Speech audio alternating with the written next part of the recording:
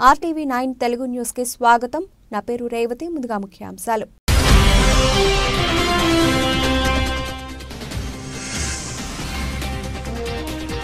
ఇండియాకు వార్నింగ్ ఇచ్చిన ట్రంప్. పన్నుల అంశంలో భారత విధానాన్ని తప్పుపట్టిన అమెరికా నూతన అధ్యక్షుడు.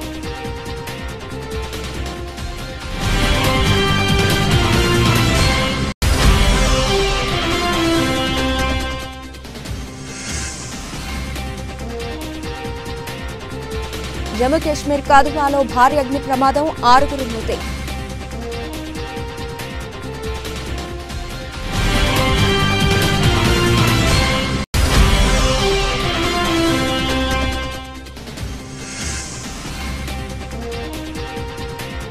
హరీష్ రావు పట్ల పోలీసులు అత్యుత్సాహం. శాసనసభ ప్రవేశ మార్గంలో పేపర్లు లాక్కున్న డీఎస్పీ.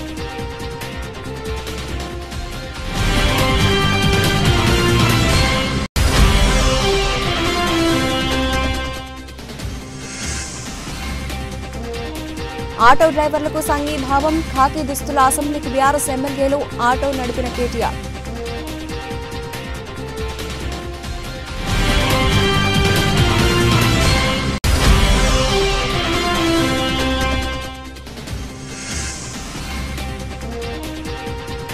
పేర్ని నాని గోడౌన్లో రేషన్ బియ్యం మిస్సింగ్ కేసు. కూటమి సర్కార్ సీరియస్ యాక్షన్.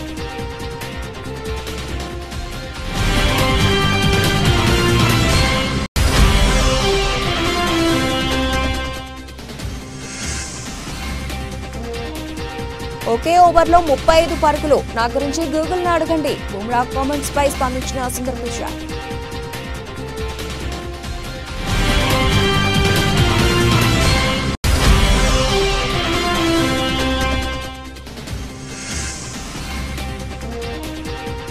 రెండు సినిమాలు ఫ్లాప్. 30 కోట్ల నుంచి 9 కోట్లకు పడిపోయిన హీరో.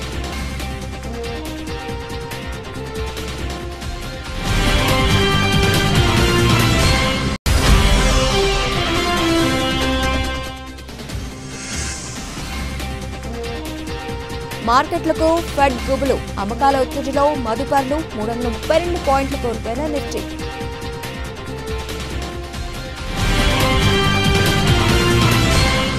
ఇండియాకు వార్నింగ్ ఇచ్చాడు ట్రంప్. కాబోయే అమెరికా అధ్యక్షుడిగా ఎన్నికైన ట్రంప్ పన్నుల అంశంలో భారత విధానాన్ని తప్పుపట్టారు. అమెరికా ఉత్పత్తులపై భారీగా దిగుమతి సుంకాన్ని భారత్ వసూలు చేస్తోందని, దానికి ప్రతీకారంగా మేం కూడా ట్యాక్స్ ను వసూలు చేయనున్నట్లు ట్రంప్ తెలిపారు. ఒకవేళ భారత్ పన్ను వసూలు చేస్తే వాళ్లకు కూడా మేం ట్యాక్స్ వేస్తామని, ఇది ప్రతిచర్యగా ఉంటుందని, దాదాపు అన్ని అంశాల్లో భారత్ అధిక దిగుమతి సుంకాన్ని వసూలు చేస్తోందని, కానీ తామేమీ ట్యాక్స్ వసూలు చేయడం లేదని ట్రంప్ తెలిపారు. చైనాతో జరిగిన వాణిజ్య ఒప్పందంపై ప్రశ్న వేసిన సమయంలో ట్రంప్ ఈ సమాధానం ఇచ్చారు. ఇండియాతో పాటు బ్రెజిల్ కూడా తమ ఉత్పత్తులపై అధిక దిగుమతి సుంకాన్ని వసూలు చేస్తున్నట్లు ట్రంప్ ఆరోపించారు.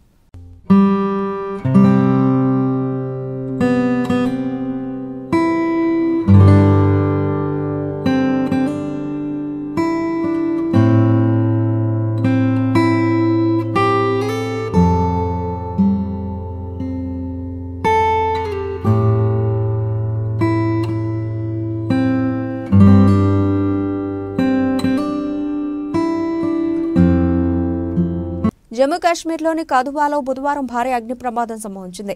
శివనగర్లోని ఓ ఇంట్లో మంటలు చెలరేగడంతో ఇల్లంతా దట్టమైన పొగ వ్యాపించింది. దీంతో ఊపిరాడక 6 మరణించారు.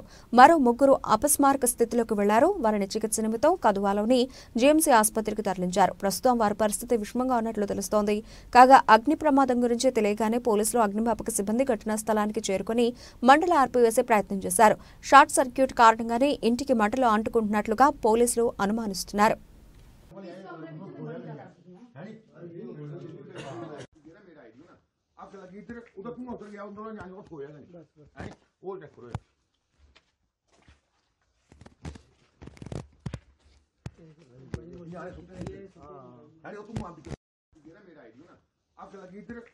మాజీ మంత్రి బీఆర్ఎస్ ఎమ్మెల్యే హరీష్ రావు పట్ల పోలీసులు అత్యుత్సాహం చూపించారు.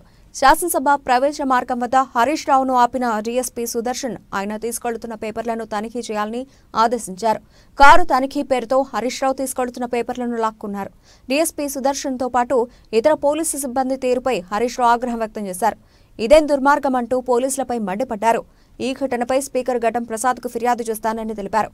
ఈ సందర్భంగా హరీష్ రావు మాట్లాడుతూ ప్రభుత్వం ఇంతలా ఎందుకు భయపడుతుందో అర్థం కావడం లేదని అన్నారు. ప్రజాపాలనలో కంచెలు తొలగించామని అంటూనే పోలీసులతో అడుగడుగునా అడ్డుకుంటున్నారని విమర్శించారు. శాసనసభ ప్రవేశ మార్గంలో తనతో పోలీసులు వ్యవహరించిన తీరుపై స్పీకర్కు ఫిర్యాదు చేస్తానని తెలిపారు. మరోవైపు బీఆర్ఎస్ ఎమ్మెల్సీల వద్ద ఉన్న ప్లకార్డులను మండలిలోకి అనుమతించలేదు. బీఆర్ఎస్ ఎమ్మెల్సీల వద్ద ప్లకార్డులను పోలీసులు మార్షల్స్ లాక్కొని వారిని లోపలికి పంపించారు.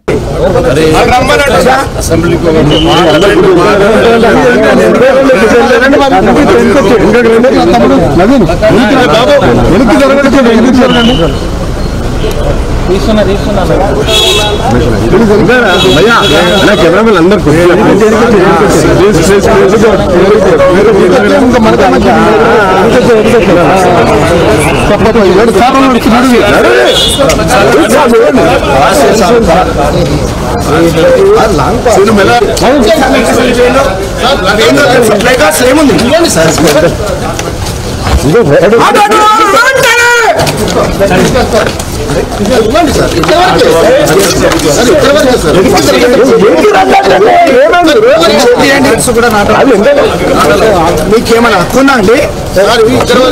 ఏముంది ఇన్స్ట్రక్షన్ ఏముంది? ఇన్స్ట్రక్షన్ ఏముంది?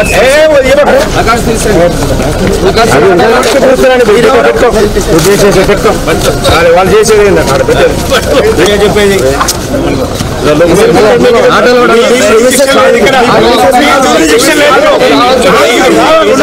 You don't have a jurisdiction here. You don't have a jurisdiction here. You have jurisdiction here. You don't have. Let them come. You are not supposed to involve. Okay. You are not supposed to involve. Led. You are not supposed to involve.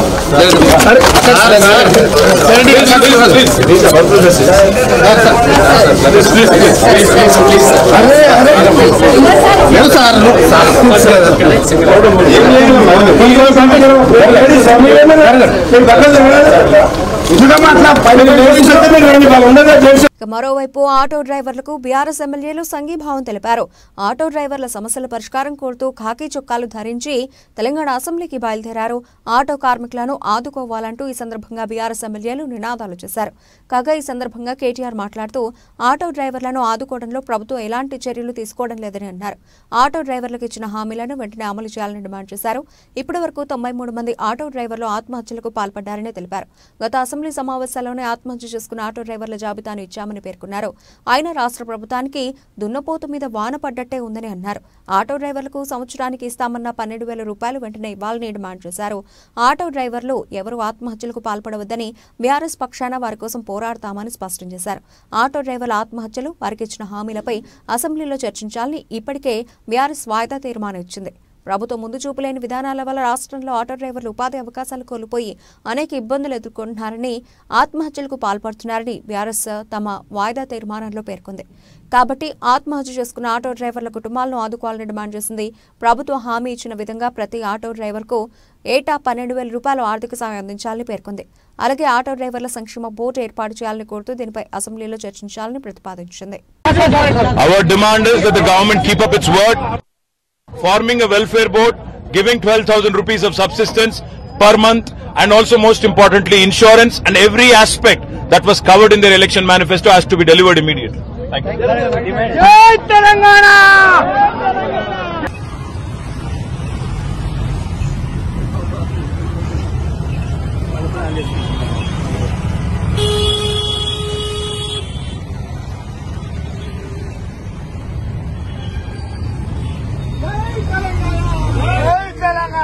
మాజీ మంత్రి పేర్ని నాని కుటుంబం మెడకు ration బియ్యం వివాదం చుట్టుకుంది.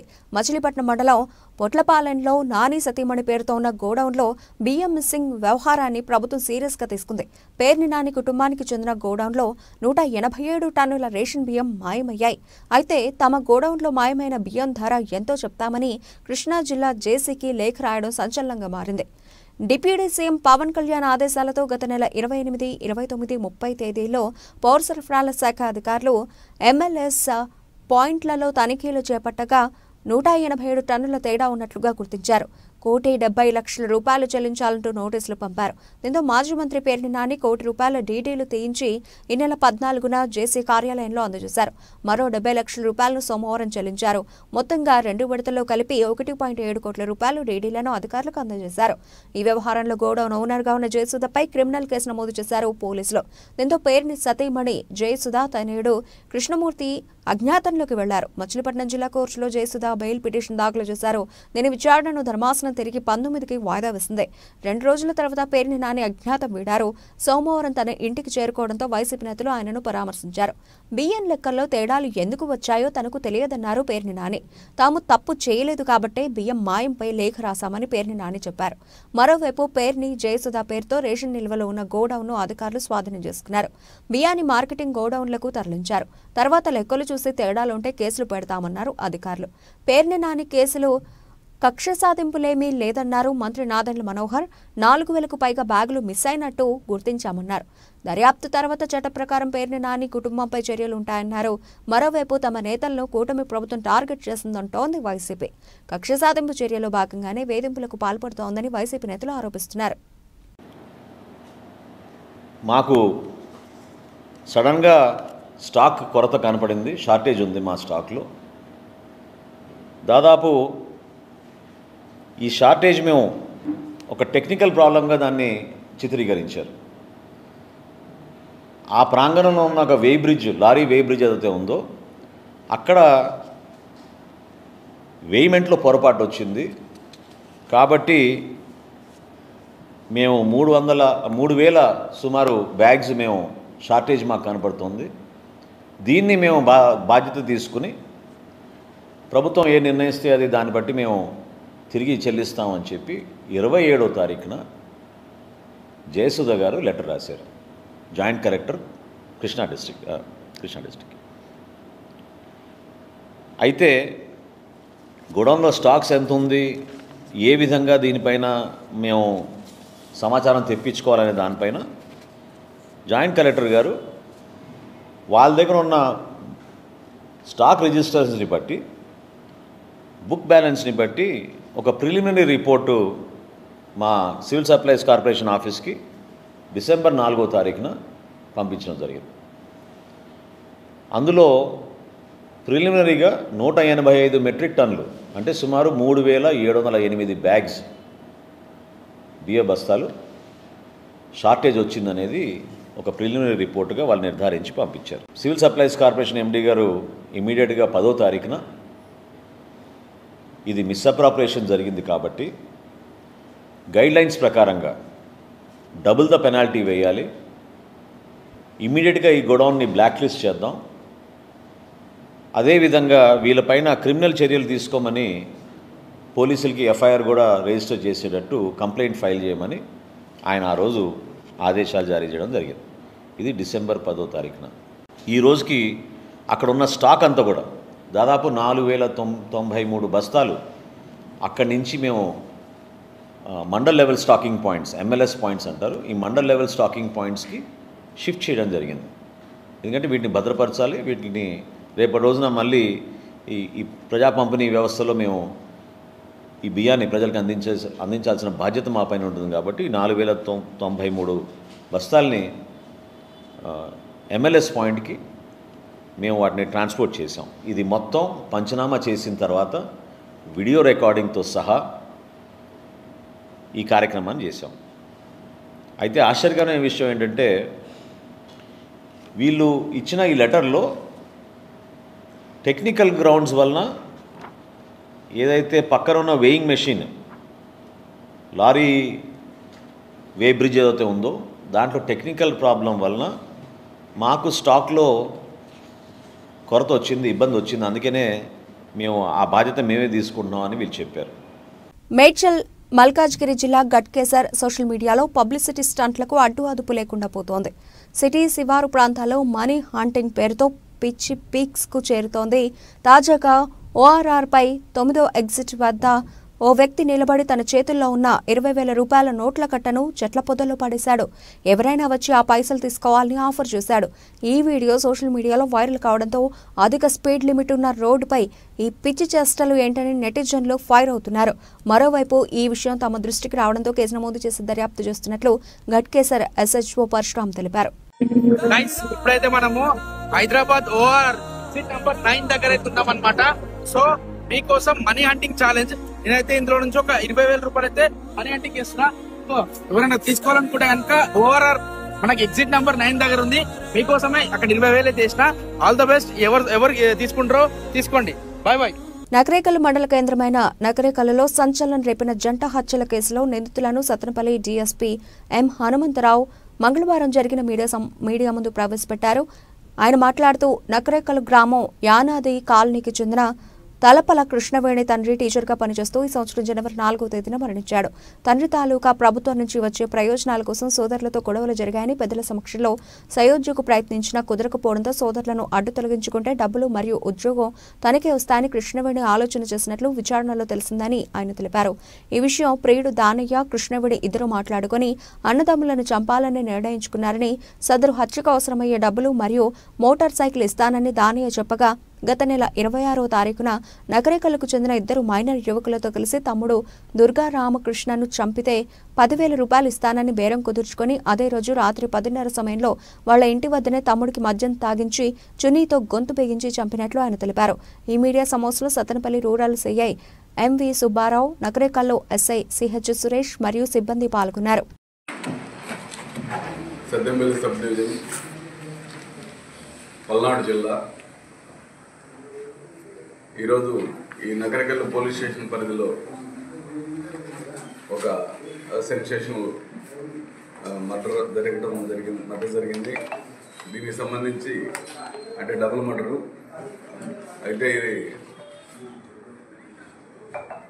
ఒక అక్క అంటే సొంత అక్కే అన్నని తమ్ముడిని చంపడం జరిగింది.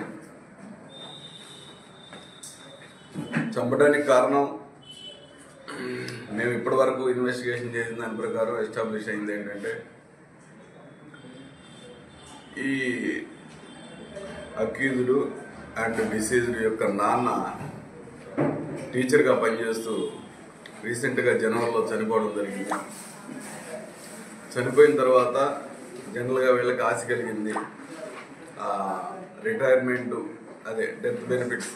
చనిపోయిన తర్వాత గవర్నమెంట్ ఎంప్లాయీకి వచ్చే బెనిఫిట్స్ సుమారు ఒక 60-70 లక్షల వరకు ఉన్నాయి అనేటువంటి ఆలోచన వాళ్ళకి వచ్చి దాని మీద ఒకరికొకరు డిస్కస్ చేసుకొని పంచుకుందాం అని అడిగే క్రమంలో ఈ అమ్మాయి నాకు కూడా ఇవ్వండి షేరు, ఈ అమ్మాయి కూడా భర్త వదిలేసి ఉంది, సో నాకు ఇవ్వమని అన్న క్రమంలో ఈ అమ్మాయికి మేము ఇవ్వము, నీకు ఇచ్చే సమస్య లేదు, నీకెందుకు ఇస్తాము, మేము ఇద్దరం పంచుకుంటాము అన్న క్రమంలో గొడవలు స్టార్ట్ అయ్యి చివరికి వీళ్ళు ఒకరికొకరు ఈ అమ్మాయిని వాళ్ళిద్దరు కలిసి చంపడానికి ప్రయత్నాలు జరిగే క్రమంలో ఈ అమ్మాయికి ఆ విషయం మళ్ళీ వాళ్ళ తమ్ముడే బైనేం దుర్గా, అతను అక్క నేను ఇలాగైనా వేసేస్తాము అన్న, నేను కలిసి వేయాలనుకున్నాను. ఒకరోజు ముందు దాగి చెప్పిన దాని మీద ఈ అమ్మాయికి ఆలోచన కలిగి ఈ అమ్మాయి ఆల్రెడీ భర్తను వదిలేసి దాదాపు 2-3 సంవత్సరాల నుంచి వేరే ఈ ఏటు ఇతను వెనకున్నటువంటి అతను ఆ జానయ్య అనే అతన్ని పెట్టుకోవడం జరిగింది. పెట్టుకొని ఈ కుర్రాడు సహాయం కూడా తీసుకుంది ఆ అమ్మాయి. వీళ్ళిద్దరికి కూడా డిస్కషన్ జరిగితే ఈ యాక్చువల్గా ఇతను నీకు రావయ్యి ఎందుకు అంటే లేదు ఎట్టి బస్సులో నేను తీసుకోవాలి, వాళ్ళని చంపైనా తీసుకుంటాను, నువ్వు అడ్డం రావద్దు, నువ్వు నాకు సహాయం చేయించాలని చెప్పి వీళ్ళిద్దరు మంచిగా ఒక వడంబడికి జరిగింది. దాని ప్రకారం ఈ అమ్మాయి ఎలాగో నన్ను చంపేస్తారు కదా, ఇంక వీళ్ళని చంపేయాలని మనసులో పెట్టుకొని పోయిన నెల 26వ తారీఖు నాడు వాళ్ళ తమ్ముడిని బాగా తాపించి ఈ యొక్క గోరంలో పోయే కాలంలో మెడకి చున్నీ వేసి లాగేసి, ఎవరితో లాగిందంటే ఈ అబ్బాయి ఇంకొక ఇద్దరు మైనర్స్ ఉన్నారు పిల్లలు. ఆ పిల్లల సహాయం తీసుకొని చెరువు పక్క గట్టిగా లాగేసి చంపేసిన తర్వాత ఎలా తీసుకెళ్ళాలి అంటే ఆ కాలువలో వేయడానికి వీళ్ళు చంపిన దానికి 1 కిలోమీటర్ 2 కిలోమీటర్ దూరం ఉంది.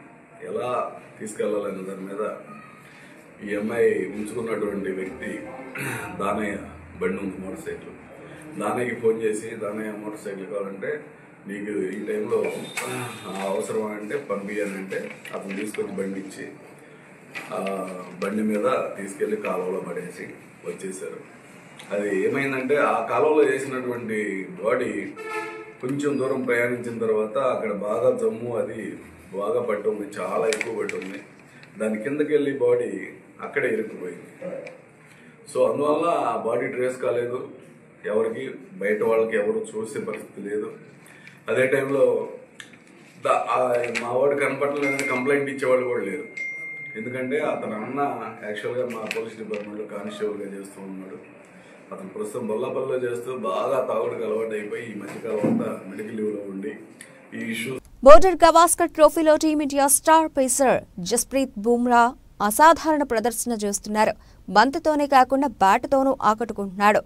ఇక తన బ్యాటింగ్ గురించి తెలుసుకోవాలంటే గూగుల్లో వెతకండి అంటూ బుమ్రా చేసిన వ్యాఖ్యలు వైరల్గా మారాయి. దీనిపై గూగుల్ సీఈఓ సుందర్ పిచాయ్ స్పందించారు. తాను గూగుల్ చేశానని చెప్పారు. ఈ సందర్భంగా పేస్ గుర్రంపై ప్రశంసల వర్షం కురిపించారు. బ్రిస్బెన్ వేదికగా ఆస్ట్రేలియాతో జరుగుతున్న 3వ టెస్టు మ్యాచ్లో 3వ రోజు ఆట ముగిసిన తర్వాత బుమ్రా విలేకరులతో మాట్లాడారు. గబ్బాలో బ్యాటింగ్ పరిస్థితుల గురించి విలేకరులు ప్రశ్నించారు. ఇందుకు బుమ్రా ఇలా సమాధానం చెప్పారు. మీరు నా బ్యాటింగ్ సామర్థ్యాన్ని ప్రశ్నిస్తున్నారు. టెస్టులో ఒకే ఓవర్లో అత్యధిక పరుగులు చేసింది ఎవరో గూగుల్ చేసి చూడండి అని బుమ్రా అన్నాడు. కాగా టెస్టులో బుమ్రా ఒకే ఓవర్లో 35 పరుగులు చేశాడు. 2022లో బర్మింగ్హామ్ టెస్టులో ఇంగ్లాండ్పై బుమ్రా ఒకే ఓవర్లో 35 పరుగులు సాధించాడు. ఇది ప్రపంచ రికార్డు. దీన్ని ఉద్దేశిస్తూ బుమ్రా ఇలా ఫన్నీగా సమాధానం చెప్పగా వైరల్గా మారాయి. క్రికెట్ అంటే ఎంతో ఇష్టపడే గూగుల్ సీఈఓ సుందర్ పిచాయ్ దీనిపై స్పందించారు. తాను గూగుల్ చేసినట్లు చెప్పారు. కామెంట్స్ బౌలింగ్లో 6 కొట్టిన వారికి బ్యాటింగ్ ఎలా చేయాలో చాలా బాగా తెలుసునని అన్నారు. అంతేకాదంటూ ఈ 3వ టెస్టు మ్యాచ్లో భారత్ను ఫాలో ఆన్ గండం నుంచి తప్పించడాన్ని ప్రస్తావించారు. ఇటు గూగుల్ ఇండియా సైతం బుమ్రా వీడియోను పోస్ట్ చేస్తూ మేము జెస్సీ బాయ్ని మాత్రమే నమ్ముతామంటూ రాసుకొచ్చింది. Yeah, it's an interesting question that you're questioning my batting ability so far. I think you should use Google as well and see who's got the most number of runs in a test match, test over. But that jokes apart. ఒకప్పుడు Bollywood ఇండస్ట్రీలోనే top hero వరుసగా సినిమాలు చేస్తూ కోట్లాది మంది అభిమానులను సంపాదించుకున్నారు. Senior నటుడు కుమారుడిగా సినీ రంగంలోకి అడుగుపెట్టి తనదైన నటనతో ప్రత్యేక గుర్తింపు తెచ్చుకున్నారు. కానీ వరుస ఫ్లాప్ చిత్రాలు ఇప్పుడు అతడి కెరీర్ను ప్రశ్నార్థకం చేశాయి. ఒకప్పుడు ఒక్క సినిమాకు 30 కోట్ల రూపాయల పారితోషికం తీసుకున్న ఆ హీరో ఇప్పుడు కేవలం 9 కోట్ల రూపాయలు మాత్రమే తీసుకుంటున్నారు. ఇంతకీ ఆ హీరో ఎవరో తెలుసా? అతడు మరెవరో కాదు, బాలీవుడ్ స్టార్ టైగర్. హీరో పంతి, బడే మియాన్, చోటే మియాన్ వంటి సినిమాలు అతని కెరీర్ను పతనానికి గురిచేశాయి. దీంతో రెమ్యునరేషన్ భారీగా పడిపోయింది. గత కొన్నేళ్లుగా ఒక్క హిట్ కూడా అందుకోలేదు. 2014లో హీరో పంతి సినిమాతో బాలీవుడ్లోకి అడుగుపెట్టాడు టైగర్. తెలుగులో వచ్చిన పరుగు సినిమాకు రీమేక్ ఇది. ఈ మూవీ బాలీవుడ్లో సూపర్ హిట్ అయింది. ఆ తర్వాత బాఘీ, బాఘీ 2 సినిమాలు టైగర్ని స్టార్ హీరోగా నిలబెట్టాయి. నటన, డాన్స్, యాక్షన్తో తనకంటూ ప్రత్యేక గుర్తింపు తెచ్చుకున్నారు. కానీ గత 2-3 ఏళ్లుగా టైగర్ నటించిన హీరో పంతి 2, గణపత్, బడే మియాన్, చోటే మియాన్, సింగం అగైన్ సినిమాలు బాక్సాఫీస్ వద్ద బోల్తా పడ్డాయి. దీంతో టైగర్ కెరీర్ గ్రాఫ్ పడిపోయింది. దీంతో ఇటు టైగర్ రెమ్యునరేషన్ సైతం పడిపోయింది. ఒకప్పుడు ఒక్క సినిమాకు 30 కోట్ల రూపాయల పారితోషికం తీసుకున్న టైగర్ ష్రాఫ్ ఇప్పుడు కేవలం 9 కోట్ల రూపాయల పారితోషికం తీసుకుంటున్నాడని బాలీవుడ్ ఇండస్ట్రీలో టాక్ వినిపిస్తోంది. టైగర్ ష్రాఫ్ ప్రస్తుతం బాఘీ 4 సినిమా షూటింగ్లో బిజీగా ఉన్నారు. ఈ సినిమా వచ్చే ఏడాది సెప్టెంబర్లో విడుదల కానుంది. దీంతో టైగర్ మరో హిట్ అందుకోవాలని భావిస్తున్నాడు.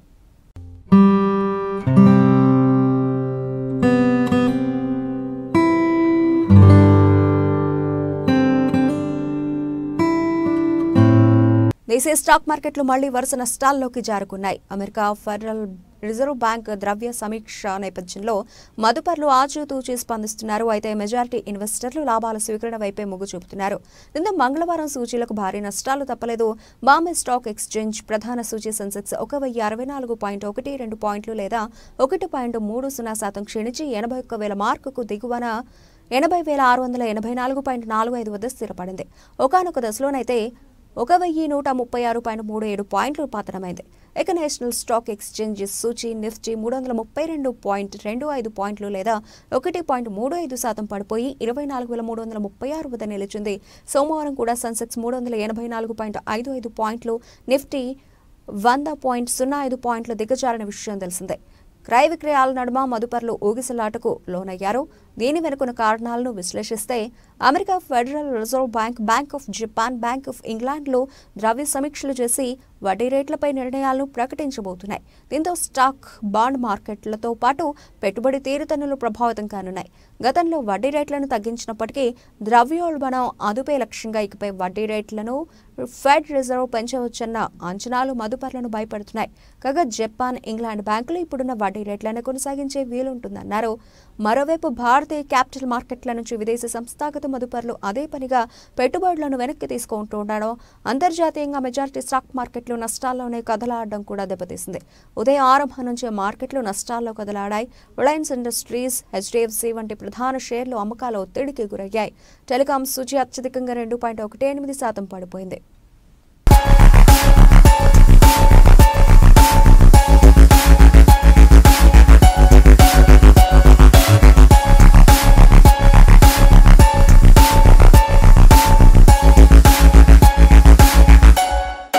బులెటిన్ ముగించే ముందు హెడ్లైన్స్ మరోసారి.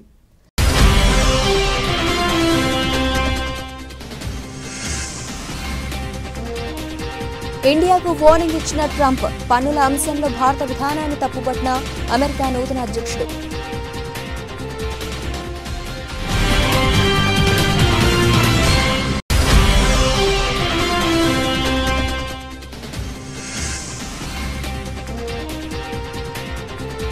జమ్మూ కాశ్మీర్ కాదువాలో భారీ అగ్ని ప్రమాదం, 6 మృతి.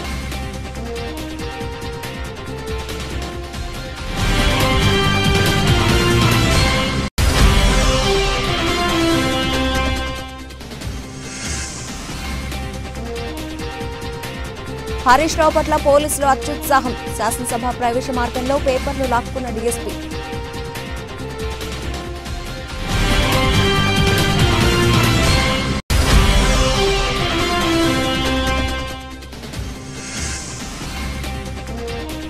ఆటో డ్రైవర్లకు సంఘీభావం, ఖాకీ దుస్తుల అసెంబ్లీకి బీఆర్ఎస్ ఎమ్మెల్యేలు, ఆటో నడిపిన కేటీఆర్.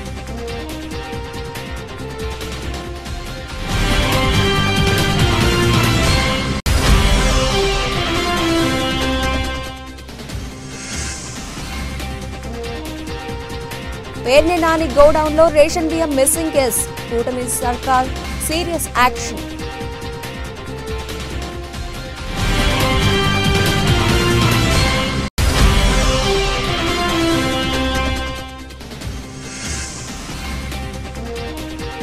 ఒకే ఓవర్లో 35 పరుగులు, నా గురించి గూగుల్ ను అడగండి. బుమ్రా కామెంట్స్ పై స్పందించిన సుందర్ పిచాయ్.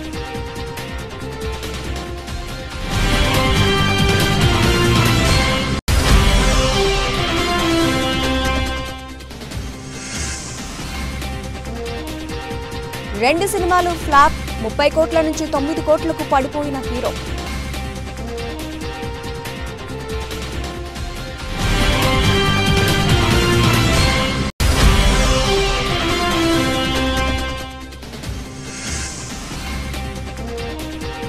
మార్కెట్లకు ఫెడ్ గుబులు, అమ్మకాల ఒత్తిడిలో మదుపర్లు 332 పాయింట్లు కోల్పోయిన నిఫ్టీ.